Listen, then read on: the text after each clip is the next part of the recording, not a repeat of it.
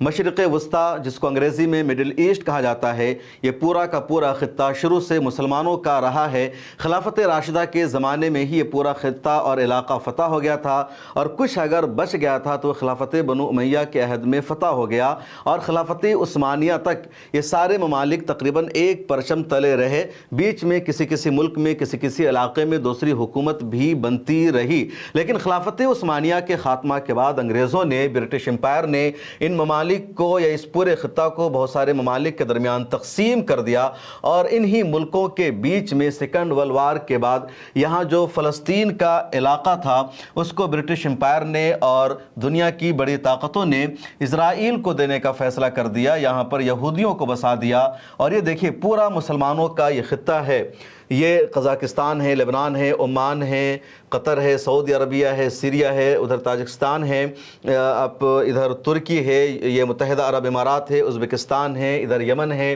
عراق ہے، ایران ہے، ایجپٹ ہے، بحرین ہے، ادھر جورڈن ہے، کویت ہے۔ تو یہ پورا مسلمانوں کا ایریا ہے، اور اس بیچ میں زبردستی ایک ایران کو بسا دیا، کس نے؟ امریکہ نے اور برٹش امپائر نے، اور ایک اسرائیل کی حفاظت کے لیے پورے مڈل ایسٹ میں امریکہ نے اپنا فوجی اڈہ بنا رکھا ہے۔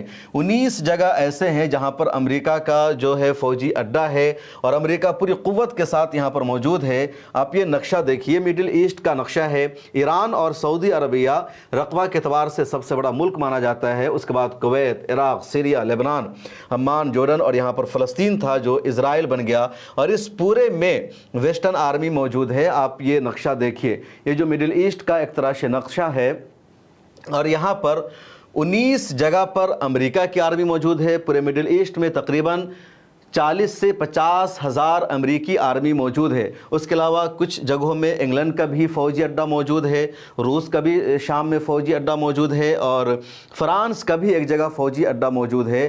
لیکن امریکہ کا جو فوجی اڈہ ہے وہ تقریباً 19 جگہ پر ہے، اور امریکہ کی یہاں کتنی آرمی ہے کس ملک میں ذرا سا اس کو دیکھ لیجئے۔ ترکی میں امریکہ کا فوجی اڈہ ہے، اور یہاں امریکہ کی جو آرمی ہے وہ 1830 ہے۔ سیریا میں بھی امریکہ کا فوجی اڈہ ہے، اور یہاں امریکہ کی جو آرمی ہے 800 ہے۔ عراق میں بھی امریکہ کا فوجی اڈہ موجود ہے، اور یہاں امریکی آرمی 2500 ہے۔ کویت میں بھی امریکہ کی آرمی موجود ہے، امریکہ کا فوجی اڈہ موجود ہے، اور یہاں امریکی آرمی کی تعداد 1350 ہے۔ اس کے بعد بحرین میں بھی امریکہ کا فوجی اڈہ موجود ہے، اور یہاں امریکہ کی آرمی جو ہے وہ 9000 ہے۔ متحدہ عرب امارات میں بھی امریکہ کا فوجی اڈہ موجود ہے، اور یہاں اس کی تعداد جو ہے وہ 3500 ہے۔ اس کے بعد یہ قطر ہے جہاں امریکہ کا فوجی اڈہ موجود ہے، اور یہاں امریکی آرمی کی تعداد 10,000 سے زیادہ ہے۔ سعودی عربیہ اتنا بڑا ملک ہے، لیکن یہاں بھی امریکہ کا فوجی اڈہ موجود ہے، اور 2000 سے زیادہ امریکی آرمی یہاں موجود ہے۔ جورڈن جس کو اردن کہا جاتا ہے، یہاں بھی امریکہ کا فوجی اڈہ ہے، اور 3188 امریکی آرمی موجود ہے۔ ایجپٹ جس کو ہم عربی میں یا اردو میں مصر کہتے ہیں، ایک تاریخی ملک ہے، یہاں بھی 465 امریکی آرمی موجود ہے۔ لبنان میں بھی 76 امریکی آرمی موجود ہے۔ ترکی کا میں نے بتایا کہ 1830، اور یہ سیریا ہے، اور یہ عراق ہے۔ ٹوٹل آرمی کی جو تعداد ہو جاتی ہے وہ تقریباً 46,900، کچھ رپورٹ میں 50,000 تک امریکی آرمی موجود ہے۔ اس کے علاوہ یہ اسرائیل ہے جو نیوکلیئر پاور حاصل کر چکا ہے، فلسطین کی سرزمین پر بنا ہوا ہے، اور یہ جو پورا کا پورا اسرائیل ہے وہ ایک طرح سے امریکہ کا پروکسی ہے، امریکہ کی یہ چھاونی ہے، اور اس کو بچانے کے لیے چاروں طرف سے امریکہ نے اپنی آرمی کو لگا رکھا ہے پورے مڈل ایسٹ میں۔ اور صرف ایک ملک ایسا ہے، ایران، جس کے پاس امریکہ کی آرمی موجود نہیں ہے، اور اسی وجہ سے ایران ہمت کرتا ہے امریکہ کے خلاف بولنے کی، یا ایران سپورٹ کرتا ہے فلسطین کو، حماس کو، اور وہ امریکہ کو برداشت نہیں۔ اور اس لیے اب امریکہ کا ایجنڈا یہ ہے کہ ایران میں بھی رجیم کو چینج کیا جائے، اور ایران میں بھی ایسی حکومت لائی جائے جو حکومت امریکہ کے فوجی اڈہ کی یہاں اجازت دے، جس طرح رضا شاہ پہلوی کے زمانے میں امریکی فوج یہاں ہو جاتی تھی۔ آپ ایک اور الجزیرہ کا یہ نقشہ دیکھیں کہ کہاں کہاں امریکی آرمی موجود ہے اور کس طرح۔ تو یہ ترکی کا شہر ازمیر ہے جہاں امریکہ کا فوجی اڈہ ہے۔ یہ ترکیہ کا ایک اور شہر ہے انکریلنک، یہاں بھی امریکہ کا فوجی اڈہ ہے۔ اس کے بعد یہ شام کا معاف کیجیے گا یہ عراق کا ایئر بیس ہے عین الاسد ایئر بیس. اس کے بعد یہ سیریا میں امریکہ کا فوجی اڈہ ہے جس کو اربل کہا جاتا ہے. اس کے بعد یہ کیمپ بحرین جو ہے یہ کویت میں امریکہ کا ایک فوجی اڈہ ہے. اس کے علاوہ یہ بھی کویت میں ہی موجود ہے. تو کویت ایک چھوٹا سا ملک ہے لیکن وہاں تین امریکہ کا فوجی اڈہ موجود ہے. اس کے بعد سعودی عربیہ میں بھی امریکہ کا 2 فوجی اڈہ تقریباً موجود ہے. ایک یہ ہے اور ایک یہ ہے پرنس سلطان ایئر بیس. اس کے بعد یہ جو بحرین ہے یہاں بھی امریکہ کا فوجی اڈہ موجود ہے جس کو US 5th flat head quarter کہا جاتا ہے اور دراصل یہ پرشین گلف سے بالکل نزدیک ہے. امریکی بحری بیڑا کا پورا یہ ہیڈ کوارٹر ہے کیونکہ ادھر ایران آپ کو دکھ رہا ہوگا نقشے میں. اس کے بعد یہ قطر ہے چھوٹا سا اور یہاں بھی امریکہ کا ایئر بیس موجود ہے جس کو العدید ایئر بیس کنٹوم کہا جاتا ہے. اس کے بعد یہ جو ہے UAE کا شہر ہے اور یہاں بھی زفرا ایئر بیس موجود ہے. یہ عمان ہے یہاں بھی کیمپ جسٹس کے نام سے امریکی ایئر بیس موجود ہے. اس کے بعد یہاں بھی امریکہ کا ایئر بیس موجود ہے. جبوتی نام کا ایک چھوٹا سا ملک ہے اور وہ نارتھ افریقہ میں پڑتا ہے لیکن مسلم ملک ہے, وہاں بھی ایئر بیس موجود ہے امریکہ کا. تو آپ دیکھیں کہ پورے مڈل ایسٹ میں ہر جگہ امریکہ نے اپنی آرمی کو بیٹھا رکھا ہے اور بیچ میں ایران ایک بچا ہوا ہے جہاں امریکی آرمی نہیں ہے. اس کے علاوہ کچھ اور ملک ہیں جس کی آرمی موجود ہے جیسے یونائٹڈ کنگڈم یعنی انگلینڈ کا بھی فوجی اڈہ ہے عمان میں. اس کے بعد روس کا فوجی اڈہ ہے سیریا میں. چائنا کا فوجی اڈہ ہے جبوتی میں لیکن زیادہ اہم نہیں ہے, تھوڑا سا سپورٹ ملتا ہے جیسے PLA سپورٹس بیس, لیکن چائنا نے بھی اپنی تھوڑی سی نارتھ افریقہ میں پکڑ بنا رکھی ہے. اس کے بعد مسلم ملکوں میں صرف ایک ترکی ہے جس کا فوجی اڈہ ہے قطر میں, Turkey military base in the Middle East. تو قطر میں ترکی کا ایک فوجی اڈہ ہے جس کا نام ہے طارق بن زیاد بیس اور دراصل ترکی کو ایک موقع وہاں اپنا فوجی اڈہ بنانے کا اس وقت ملا جب سعودی عرب اور قطر میں شدید اختلاف ہو گیا تھا اور سعودی عرب نے کہہ لیجیے گلف کے تمام ممالک نے مل کر قطر کا بائیکاٹ کر دیا تھا, ناکہ بندی کر دی گئی تھی قطر کی. اس مشکل گھڑی میں ترکی واحد ایسا ملک تھا جو قطر کو سب سے زیادہ سپورٹ کر رہا تھا, قطر کی مدد کر رہا تھا. ایران بھی ان دنوں قطر کی بہت زیادہ مدد کر رہا تھا اور اسی وجہ سے ترکیہ کے صدر رجب طیب اردوغان نے قطر میں اپنا فوجی اڈہ قائم کرنے کا منصوبہ بنایا اور طارق بن زیاد کے نام سے ایک فوجی اڈہ موجود ہے. طارق بن زیاد مشہور فاتح اور سپہ سالار ہے جنہوں نے اپنی آرمی کے ساتھ اندلس پر حملہ کیا. وہ کشتی سے اندلس پہنچتے ہیں, اپنی کشتیوں کو جلا ڈالتے ہیں اور اس کے بعد اندلس پر حملہ کرنا شروع کر دیتے ہیں اور چند ہی دنوں میں اندلس کی فتح ہو جاتی ہے. اندلس میں قدم رکھتے ہی اپنی کشتیوں کو انہوں نے جلایا تھا اور اپنی فوج کو خطاب کرتے ہوئے کہا تھا کہ اسلام کے غیور نوجوانوں سنو, جس کشتی پر ہم سوار ہو کر اندلس میں آئے ہیں مراکش سے, اس کشتی کو ہم نے جلا دیا ہے اور اب ہمارے پاس واپسی کا کوئی راستہ نہیں بچا ہے. ہمارے پاس صرف 2 راستہ ہے, یا تو ہم اندلس کو فتح کریں گے, یہاں اپنی حکومت قائم کریں گے اور اس کو اپنا مسکن اور وطن بنائیں گے, یا پھر دوسرا آپشن یہ ہے کہ ہم بھاگ کر اس سمندر میں ڈوب جائیں اور اپنی زندگی سے ہم ہاتھ دھو بیٹھیں.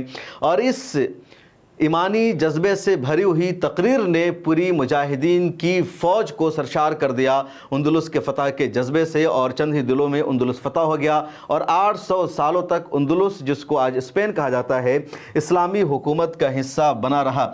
تو بہرحال قطر ایک ایسا ملک ہے جہاں ملٹری ہے.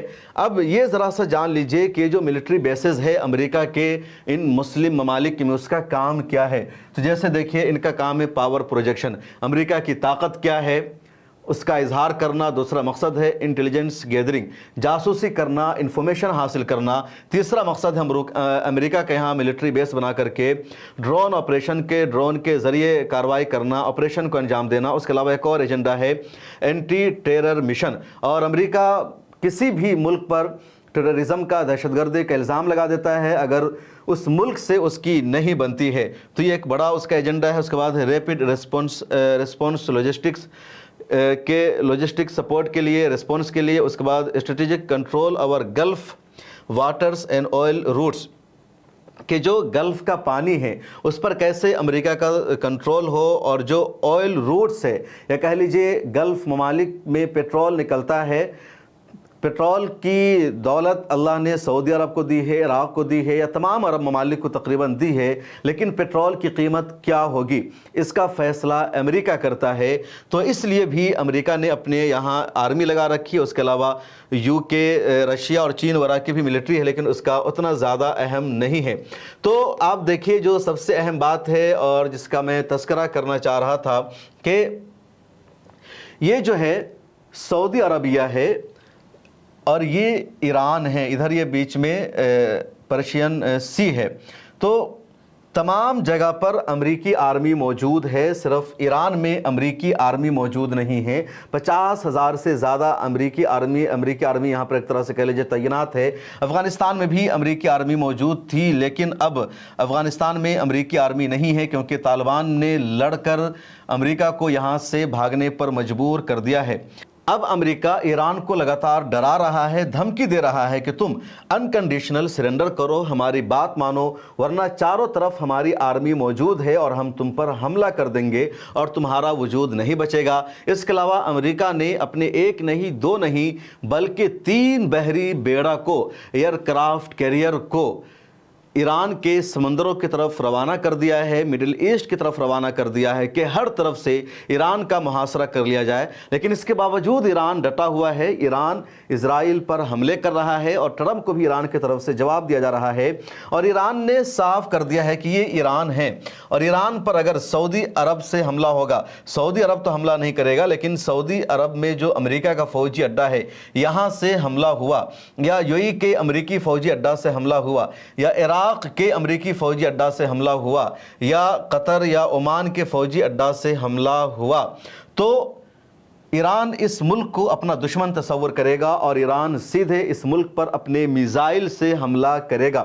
اور یقینی طور پر جب ایران میزائل سے سعودی عرب پر حملہ کرے گا، عمان پر حملہ کرے گا، یا قطر یا کسی بھی ملک پر حملہ کرے گا جو اس پر حملہ کرے گا، تو میزائل حملے کو روکنا ناممکن ہوگا، اور نقصان کس کا ہوگا؟ ان ملکوں کا ہوگا جو ایران کے آس پاس ہے۔ اس لیے ایران کو ان تمام دیشوں نے یقین دہانی کرا رکھی ہے کہ وہ ٹرمپ کی باتوں میں آنے والے نہیں ہیں۔ ان کے ملک میں یا ان کی سرزمین پر بھلے ہی امریکہ کا فوجی اڈہ ضرور موجود ہے، لیکن یہ تمام ممالک امریکہ کو اپنے فوجی اڈہ کو استعمال کرنے کی پرمیشن دینے والے نہیں ہیں، اور امریکہ اگر ایران پر حملہ کرے گا تو کہیں نہ کہیں وہ فوجی اڈہ بنائے گا، اور ان تمام ممالک نے انکار کر دیا ہے۔ اگر کوئی بھی ملک دیتا ہے تو یقینی طور پر ایران اسے اپنا دشمن ملک تصور کرے گا۔